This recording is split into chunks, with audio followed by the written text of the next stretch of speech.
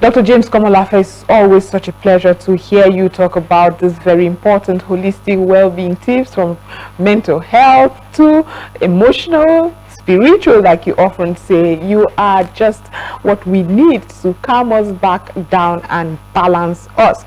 But we're moving on now to discuss something important. I had told you that we'll be talking about achieving a malaria-free nation. What do we need to do? Is the tropics. It's natural that you would have malaria. Mosquitoes would thrive in this. It's our end. But there are ways we can be responsible and responsive. We've had government initiatives. We've had INGOs. We've had local NGOs. We've had so much advocacy and support and efforts to ensure that people understand ways they can mitigate the spread, or rather the saturation of prevalence rather of malaria in our nation. But here we are. It still is affecting mortal what's it called now, pregnant women. It's still affecting children, and a lot of people are dying from malaria, believe it or not. Not to mention the responsible ways we just treat malaria, and the many advocacies we've had in that regard, where somebody just has a headache and he says, you know what, it must be malaria, and then they go pop in malaria pills. That is also having its own problem of malaria resistance drugs. So much to discuss. In the studio right here with me to discuss all of this is Amina Ejiofor. She is the founder Ejiofor Foundation, and they are doing something about malaria in Nigeria. Maybe even move on to Africa. Thank you so much for being part of the program. Thank you so much for having me. It's a pleasure. Good morning. Good morning. So let's go straight to your foundation. Okay. What is it about? Okay, so Amina Ejiofor Foundation was birthed a very long time ago. I think back in 2006, 2007. It started as a passion for advocating for women. I've always had this thing about women, you know. And then growing up, my parents also, I've seen them, you know, do a lot of activities and a lot of work mainly for women and children. So that's birthed Amina Ejiofor Foundation, and till date we still do that, you know. Amina Ejiofor Foundation has just birthed another you know, another section of the foundation, which is the Extinct Malaria campaign. That is what we're, you know, about to start. And you know, this is the first time I'm appearing on national TV talking about this, because I feel honored that we're having an exclusive right here, and so thanks for choosing us. yes, thank you. And so, you know, Extinct Malaria campaign is a call for the reawakening of our commitment, you know, to ending malaria. Malaria is still a thing. Malaria is still an endemic. Malaria is still a disease that is affecting the lives, the quality of life that, you know, Nigerians, Africans are living. And for me, I feel like, you know, a lot of times people have come to accept that, oh, you know, I have malaria, oh, it's fine, you know, malaria, I go to the hospital, I treat, even if it's not malaria, you know, when you just feel feverish, normally the first thing that comes to mind is malaria. It's malaria. And I don't want that to continue to be a norm. No, it has to change. You know, we need to wake up to, you know, the reality of accepting that malaria is okay, we can just go get medication and take, and especially for children and for pregnant women. So this is what Extinct Malaria campaign is all about. We want to be able to call whoever, or, you know, it's a collective effort. It's not just we're not pointing to the government and saying government has to end malaria. You know, it's going to be a government, community, society collaboration, you know, people coming together, you know, talk about it, make noise about it. The researchers need to, you know, get to work. Everybody that needs to do something about it, you know. But malaria has to end. Malaria has to end. We shouldn't get comfortable with just knowing it's always going to be there. And look at the inflation and the pharmaceutical drugs right now. It's no longer cheap to even cure malaria. You cannot afford to get ill. And that's where my next question is: does it bother you that when we are recording over 194,000 deaths from malaria in a year? That's the latest statistics, and that was the 2021 statistics, and that was at a time when the inflation wasn't this bad, the purchasing power of Nigeria was not this bad, the economy was not this bad. Does it concern you that if nothing is done, we would record more deaths? 194,000 in 1 year, 1,000 deaths. Bother anyone, exactly. Actually. So with this inflation that we are also dabbling with, what do you think Nigerians are resolving to in the cure for malaria? You know, so just like I said, that kind of statistics should bother anyone. It shouldn't be something that, you know, you just hear and say, oh, it's just statistics. This is real. People are dying from malaria. Kids, you know, are absent from school because of malaria. Exactly. It's affecting the quality of lives of children. You know, every minute, 1 out of 5 children are actually dying of malaria. That's how bad this statistics. That's how it's bad. It's really bad, you know. And so we can't continue to fold our arms, you know, and just leave it to destiny or leave it to choice and say, oh, it is what it is. It is what it is. No, we have to do something about it. Okay, so what can be done? Because so much has been done. Yes. We've had the rollout malaria programs. We've had several programs over the years that wasn't even just in Africa. Wasn't even just rather the government. Rather, yes. It was international organizations that were sponsoring. Nigerian government has done their bid. Right. We've seen the sharing of mosquito treated nets free of charge. Again, that's another kettle of fish, because it was given free of charge, but you will see it being sold. And you're buying something that is written there, do not sell. That can only happen in Nigeria, because nobody is going to probe it. You really just want it. So you give it out for as free. These people look for who will buy it from them, and then those ones sell again. We've seen those initiatives. What is the novel thing you want to bring in that would right now bring attention to this statistics we're talking about, and then have impactful difference? You know, every minute a child dies, you know, of malaria.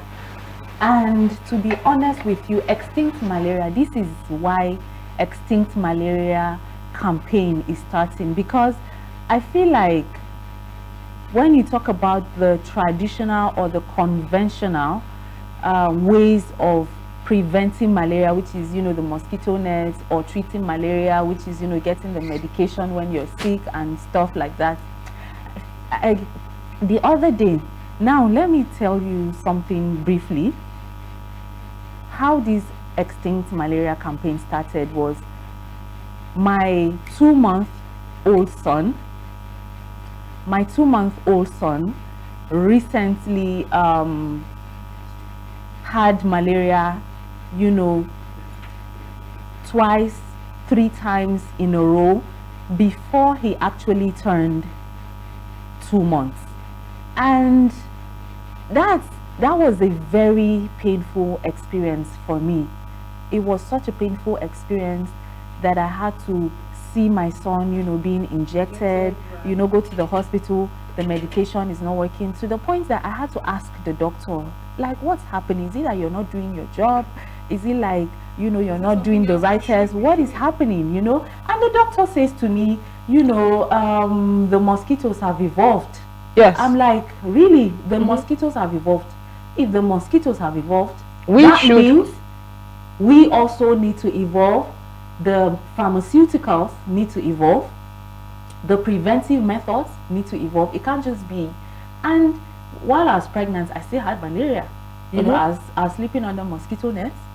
You know, I took, you know, those preventive things that they give, you know, the pregnant women, and I still had malaria. And when my son came, he had malaria. So I didn't want him to keep going through that pain. I knew I had to start something for my son to not go through that pain, and that was what birthed Extinct Malaria. So we, in Extinct Malaria campaign, we're starting to create awareness for the unconventional ways of preventing malaria. In fact, we're laying more emphasis on the prevention against malaria. We're not waiting for I hate mosquitoes with a passion. Honestly, I know it sounds funny, right? But I hate mosquitoes. It doesn't sound funny. Listen, I can finish cleaning the house. I can have a wonderful day, right? And then I come back to my bedroom ready to sleep or ready to rest, and then I see one mosquito flying over. And that messes up the entire day. And you think, that's like, you know, one thing I have come to realize, I beg your pardon, as much as this is our reality, we are not used to it.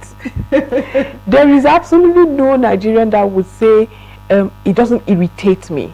I know people think that, you know, a lot of people come into the country, they've taken vaccines here and there, and they're like, you should be used to it. No, we are not. We are not used to it. And that is why insecticides, I'm happy you said you're looking at unconventional ways of tackling and tackling malaria. Because the conventional ways of insecticide aren't even safe, especially for you who has young children. It isn't even safe. Those chemicals are not good for breathing in. How long can you stay out of the house to ensure that it's completely gone? Are you now going to open your windows again for more to come in? So you're constantly asking yourself, how do I get this balance? So now you have gotten the conversation to where I love it. Unconventional ways. What are those strategies you consider unconventional, and how do you hope to tackle it and get reception? Because Nigerians, we love the old ways of doing everything. We hold on to everything, whether it works or not, we hold on to it. So how are you going to break this glass door? Okay, you know, just like I said, right, the unconventional ways. Take for example countries like Algeria, like Mauritius, like Cape Verde. These are African countries, right, that used to battle malaria. Yes. But today, there's no malaria in those countries, you know, and we need to study what the steps they took to get to this place where they're no longer battling malaria, you know, and these are the unconventional ways. For example, fumigating the environment. For example, community efforts on cleaning the environment. It's not just I want a Nigeria where there will be a community collaboration where we come together, we clean the environment. To end malaria, it's actually going to be a collaboration, you know. It's not just a government intervention thing. It's everybody's effort. We need to come together. We need to find ways to clean our environment. You know, we need to find ways to effective ways of fumigation, and then we're also still researching on other unconventional ways that, you know, we can prevent this malaria from happening, you know. So basically, there was such a time. I know I had a conversation with Senator Ned Woko at the time. He was really very particular about, you know, ensuring we do not have this malaria any longer. And you just mentioned a holistic fumigation plan, and he had done so much. He collaborated with some organizations, some people who told him there could be safe ways to have it, because what happens is if you fumigate a segment, right, you are still vulnerable to others coming in, you know. So he wanted to do such that it would affect, like in planes, in drones, simultaneously going round. And what he wanted to do was the pathogen, the eggs as well, wherever it may be, before they even hatch, would be affected. And he said it is not as expensive as we thought if you put together what we spend in pharmaceuticals, in treatment and awareness and all of that. If you put everything together to what he's saying, and it can be intermittently, once, twice a year. I found out very novel. I thought it was wonderful. Yes. Why do you think such innovative ideas do not come to fore, and then we would rather be at the mercy of international organizations granting, trying to create awareness, granting, trying to cure malaria, granting?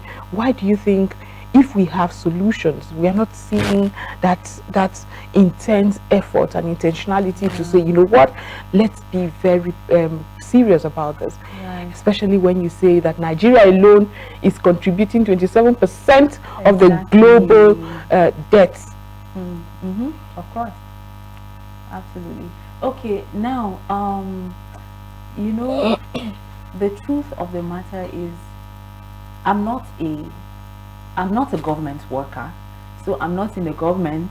I would say that growing up, I used to, when writing exams, you know, in social studies, and they ask you what are the things that, you know, can be done, and then you're writing this essay, and the first thing you mention is government intervention, you know, on your answer sheet, like the government needs to. So I think that, I don't know if it's safe as a Nigerian to say that we expect too much from our government, right? I don't know if, forgive me Nigerians, right? But I think that we have depended so much on the government, and, you know, things are still, we're still at the receiving end. The citizens, we're still at the receiving end, and we're still suffering, you know, these things. So we can't continue to depend on our government, right? And then, yes, it's not exactly the nicest thing for us to depend on international communities to come to our rescue, but at this point, honestly, I think that it's a welcome idea, it's a welcome development for help to come from everywhere. This time around, Extinct Malaria campaign is, you know, going to collaborate with just any and everybody that is ready to come on board. You know, I am very particular and very, you know, passionate about, you know, ending this malaria, especially for our children 0 to 5 and for pregnant women, you know. So it's very important, you know, talking about those conventional means.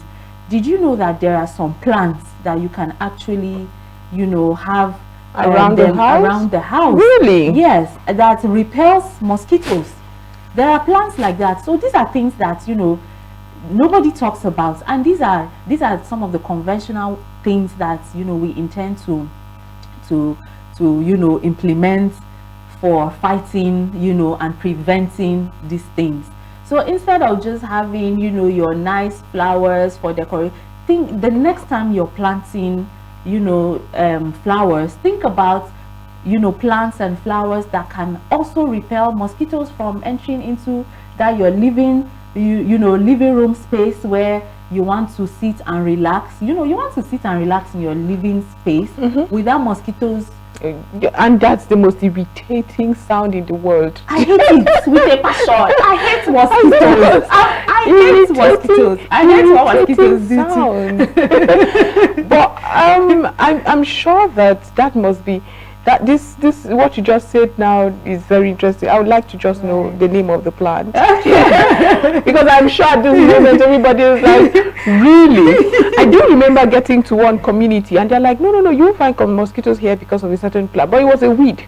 Oh wow. Yeah, I remember that weed. It was a weed, and it has a very, it's not offensive, it has a very good smell. It wasn't Exactly, offensive. But I right. didn't think it worked.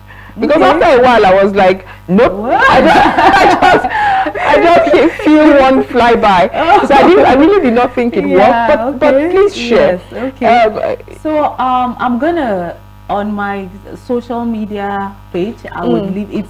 Okay, so it's, you know, this scientific long scientific name, so I would need to, you know, look into that, and then I'll post definitely. Definitely. So please follow Amina for stalk her. Yes, you should. If you don't want to have malaria again, please. I was kidding about the stalking part, but shall follow her. She has the remedy for plants you can just have around your house to ensure that you know, and that's exactly what we're talking about. If we have these unconventional ways, imagine everybody having it.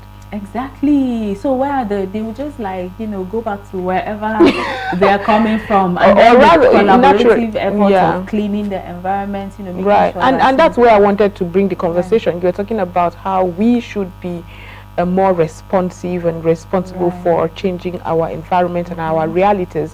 However, remember such a time, I don't know how old you are, but there was such a time the government would insist on a monthly sanitation. I used to look forward to that. Yes. So, you know, so it was the only time our parents would let us even work. You know, so I loved it.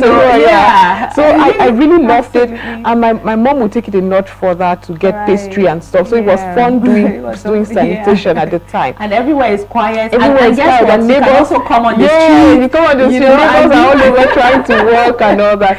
And then the enforcement people would come. Everybody and start working, you know. Whatever happened to that? Because these are also unconventional ways to, you know, if we have been told, for instance, that mosquitoes thrive on stagnant water.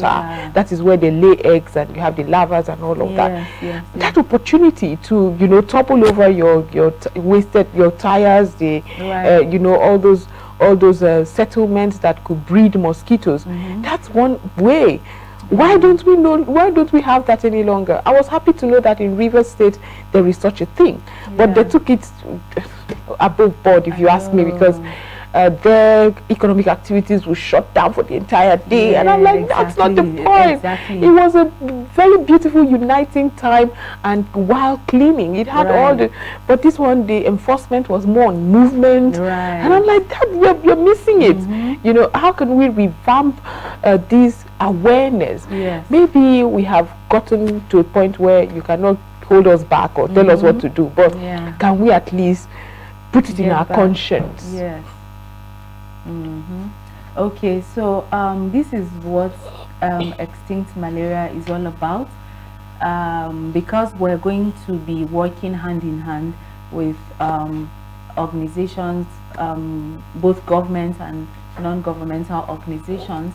You know, these are, you know, parts of the things that we're going to be soliciting the government to bring back. You know, those Saturday sanitations, or even encourage, you know, estates, streets, communities on their own. You know, they can decide that, you know, today is for sanitation, cleaning, like everybody, you know, come out, make sure, and then, you know, you need to get to the bottom root of, you know, mebolas.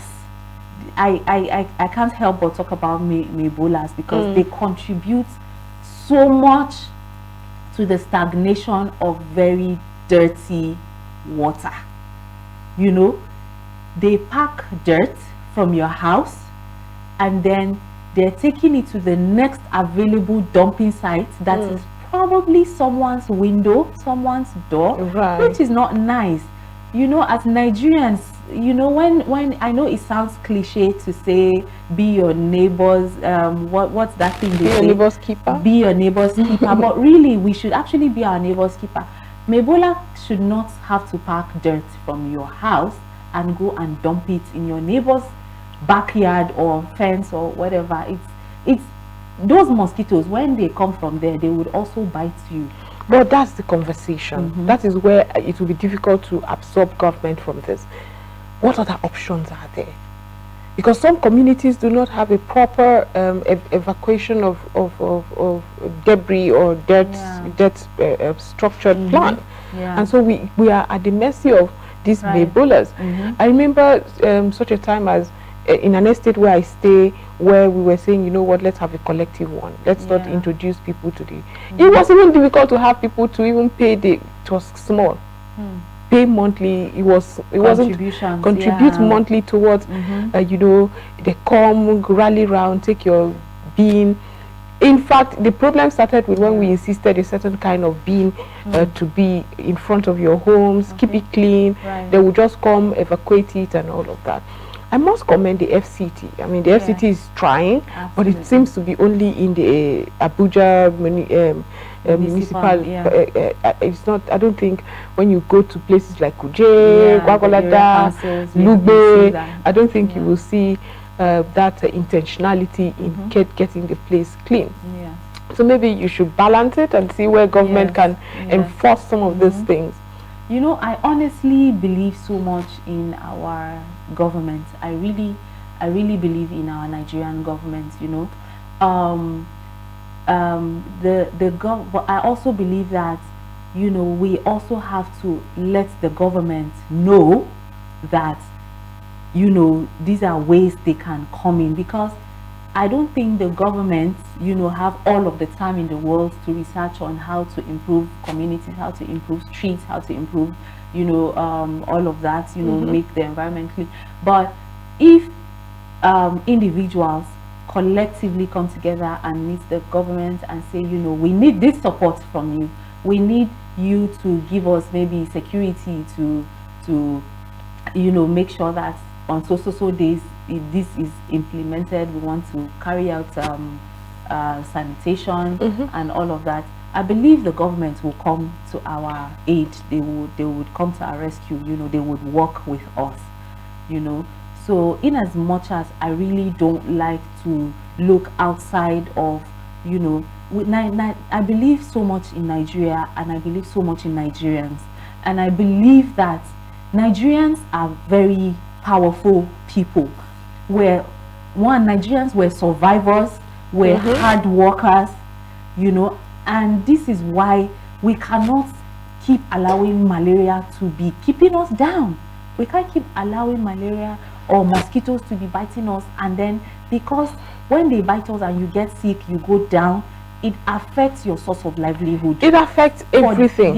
Your relationships, your source of livelihood, your general well-being. It's very, in fact, traumatic. Honestly, it gets very traumatic at times where you're like, am I going to die? Because I'm telling sometimes, you know. So you're right. You're very right about what you have said, and I really agree with you. And I hope that more organizations will collaborate, and we have that.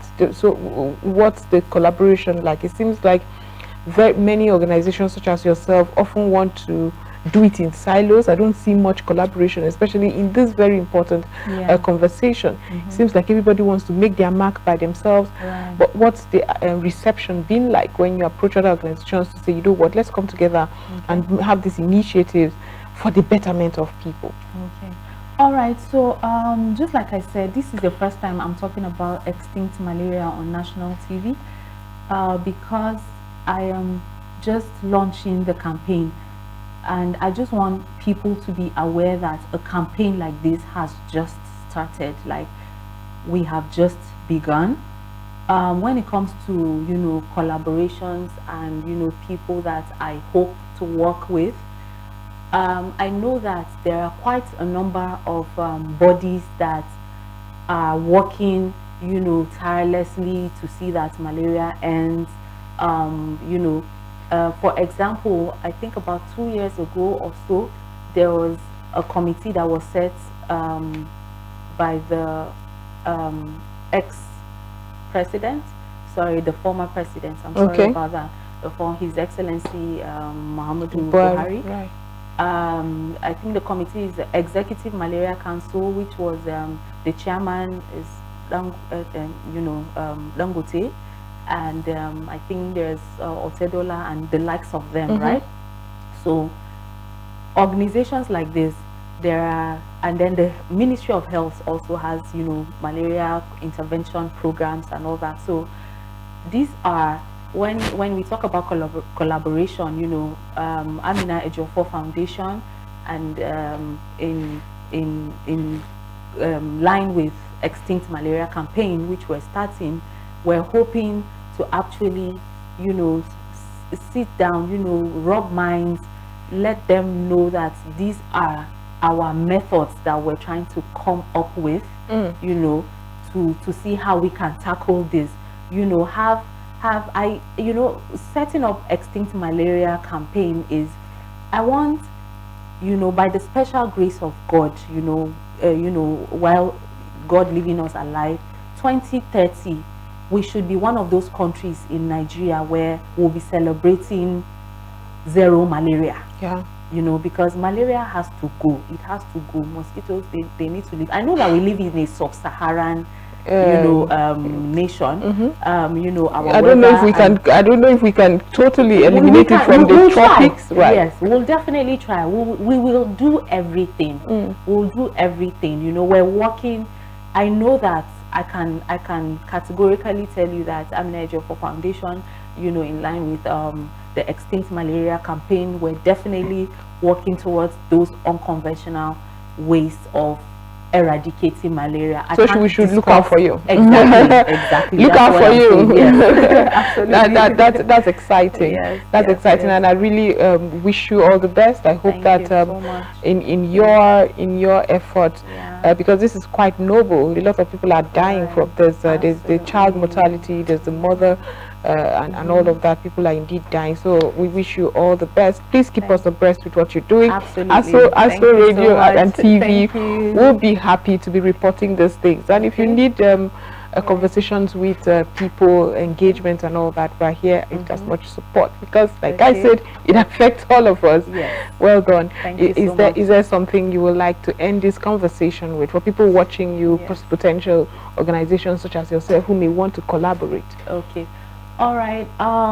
Thank you so much for this avenue. I'm grateful to be here, and I would like to say that Extinct Malaria Campaign is a campaign that has just started, you know, to eradicate malaria, to prevent malaria, especially from children ages 0 to 5, emphasis on children 0 to 5, and also on pregnant women. Now, what can you do to join this movement, to join this campaign? You can talk about it. You can go to our social media platforms, Amina Ejiofor Foundation. Our website is www.aminaejioforfoundation.org. You know, follow us and see the things we come up with. We're going to be organizing, you know, quite a number of activities. We're going to be visiting schools, internally displaced persons, and so forth, and so on and so forth. So we would like you to, you know, just share, talk about it, and just spread the word. You know, just like I said, having a malaria-free society or malaria-free environment starts with you, and it starts with me. You know, we shouldn't have to blame it on anyone. We can actually make this work. It happened, it worked in other countries. I believe it will also work in our country. And, you know, hopefully before 2030, we can realize that. Thank you very much. Amina Ejiofor, thank you so much for being part of the program. It's been very interesting talking about something that affects everyone, rich, poor, politician, beggar. It affects everyone. Thank you for making our time.